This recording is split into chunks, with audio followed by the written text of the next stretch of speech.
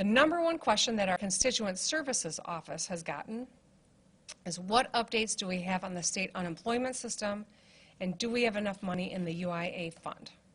So our latest numbers show that we have provided more than 1.1 million Michiganders, unemployed Michigan workers, with more than $4 billion of benefits.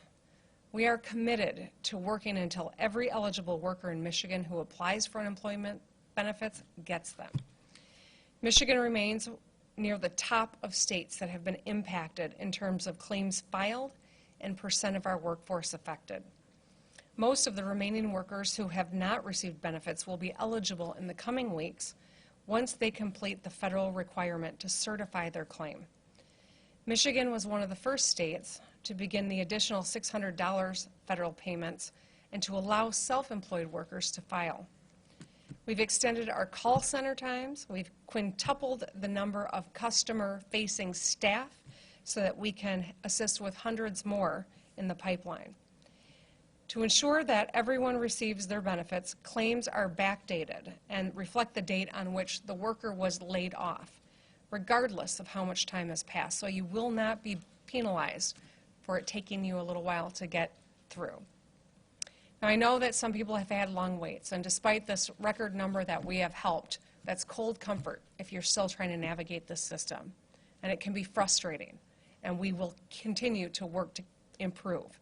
But I want everyone to know, if you are eligible, you're going to get your benefits.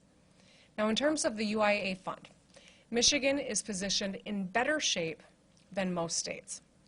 In fact, with a $4.6 billion in the trust fund prior to this pandemic, we had the third highest trust fund balance in the nation, also third highest in terms of solvency. So for comparison, at this time during the Great Recession, there was less than $40 million in that trust fund. So we're in a much stronger position to help people. There are a lot of unknowns that will ultimately determine how we draw down the trust fund, how many people will have to file and for how long, and what additional federal assistance may be provided.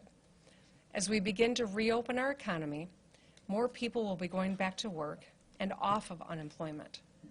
So if necessary, we may need to borrow, and we will do that if it's necessary.